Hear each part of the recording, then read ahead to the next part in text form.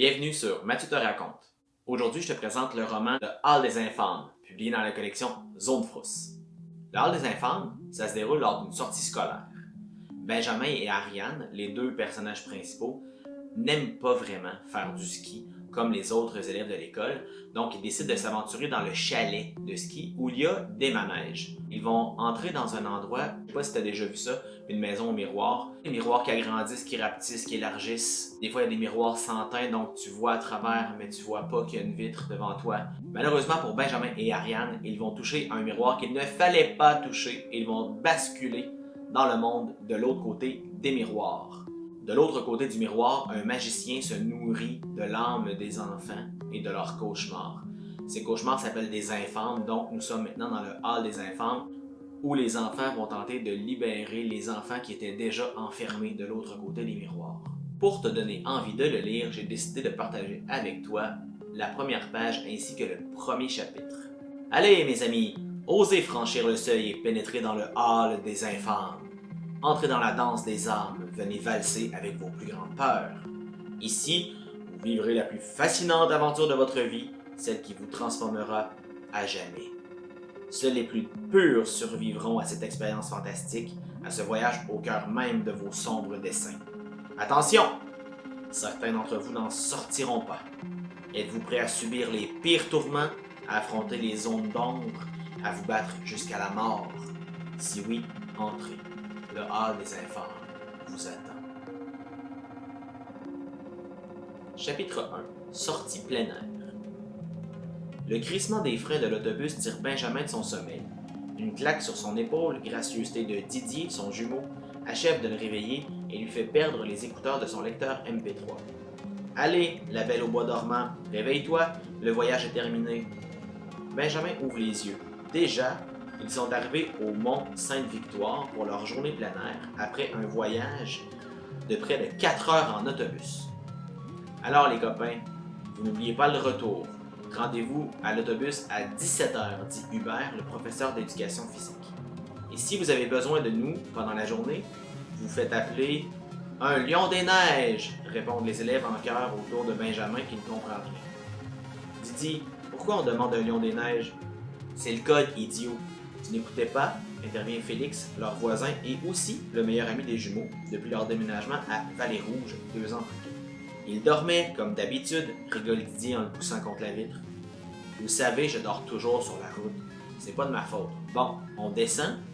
L'autobus est presque déjà vide. Les jeunes de leur quartier n'ont pas souvent l'occasion de dévaler les pentes d'une aussi grosse montagne et ils ne souhaitent pas manquer une seule descente. À côté de ces immenses pistes, le centre de ski de Vallée-Rouge ne fait pas le poids. Benjamin, lui, ne se presse pas. Il déteste les sports de glisse et se blesse chaque fois qu'il les pratique. S'il a choisi cette destination, c'est pour l'aire de divertissement intérieur rempli de manèges. Il pousse un long soupir. Parfois, la vie serait plus simple s'il n'avait pas de jumeaux. Didier est grand et fort, avec des cheveux bruns qu'il peigne en pique et de gros sourcils. Il commence même à avoir quelques poils de barbe, comme si c'était lui qui avait hérité de toute la virilité dans le ventre de leur mère. Benjamin, lui, est blond, très pâle. Il n'a presque pas de sourcils, ni de cils, et d'ailleurs sa peau est tellement blanche qu'on dirait qu'il est maquillé comme un mime. Bon, c'est peut-être exagéré.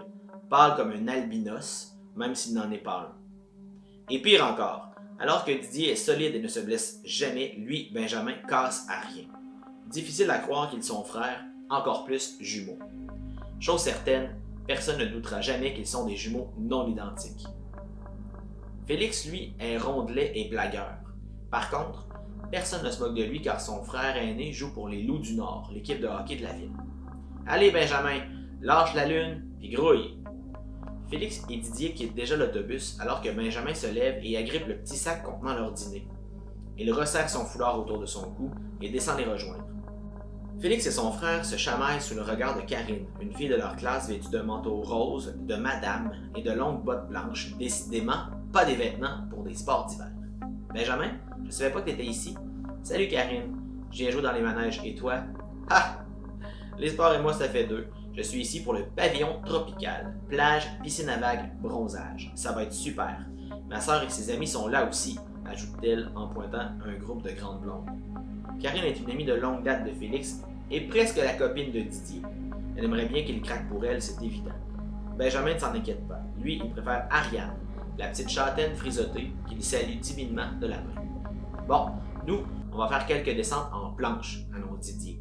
On se rejoint à midi pour manger au pavillon de jeu de Benjamin. Karine, tu peux te joindre à nous si tu veux. Didier et Félix se dirigent au stand de location d'équipement, tandis que Benjamin se rebranche sur son lecteur MP3 et entre à l'intérieur du complexe de divertissement. Dès son entrée, son regard est attiré par une affichette vert fluo collée sur un mur. On y voit un visage d'homme hyper maquillé de blanc, les paupières et les lèvres soulignées de traits noirs très gras. Ses yeux sont deux spirales rouges, et une bulle au-dessus de sa tête annonce « Amateur de sensations fortes, n'oubliez pas de visiter le hall des infâmes. » Pour la suite, tu vas devoir lire le livre. N'hésite pas à t'abonner à ma chaîne pour toutes sortes d'histoires de peur, de légendes et d'histoires vraies.